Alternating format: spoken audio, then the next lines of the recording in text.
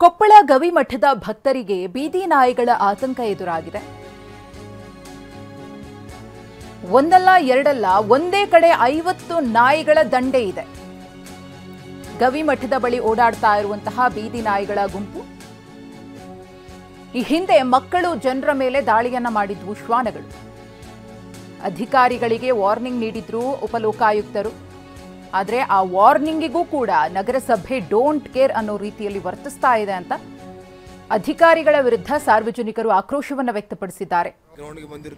ದಂಡು ದಂಡಾಗಿ ಬರುವಂತಹ ಬೀದಿ ನಾಯಿಗಳು ಯಾವಾಗ ಯಾರ ಮೇಲೆ ಅಟ್ಯಾಕ್ ಮಾಡುತ್ತವೆ ಅನ್ನೋದನ್ನ ಊಹೆ ಮಾಡೋದಕ್ಕೂ ಕೂಡ ಸಾಧ್ಯ ಇಲ್ಲ. ಪಾಡಿಗೆ ತಾವು ನಡ್ಕೊಂಡು ಹೋಗ್ತಾ ಇದ್ರು ಕೂಡ ಬೀದಿ ನಾಯಿಗಳ ದಾಳಿ ಹೇಗಿರುತ್ತೆ, ಅದರಿಂದ ಎಷ್ಟು ಮಂದಿ ನರಳಾಡಿದ್ದಾರೆ, ಮಕ್ಕಳ ಪರಿಸ್ಥಿತಿ ಹೇಗಾಗಿದೆ ಅನ್ನೋದನ್ನ ನೋಡಿದ್ದೀವಿ.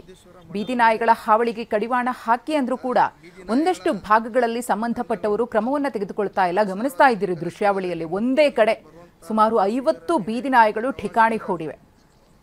ಉಪಲೋಕಾಯುಕ್ತರು ಕೂಡ ವಾರ್ನಿಂಗ್ ಕೊಟ್ಟಿದ್ರು, ಇದ್ರ ಬಗ್ಗೆ ಕ್ರಮ ತಗೊಳ್ಳಿ ಅಂತ ಹೇಳಿ.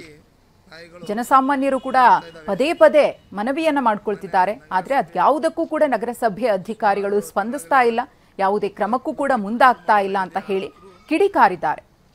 ಈ ತರ ಬೀದಿ ನಾಯಿಗಳ ಹಾವಳಿ ಜಾಸ್ತಿ ಆಗ್ಬಿಟ್ಟಿದೆ. ಮತ್ತೆ ಇದಕ್ಕೆ ಸುಪ್ರೀಂ ಕೋರ್ಟ್ ಆರ್ಡರ್ ಇದೆ.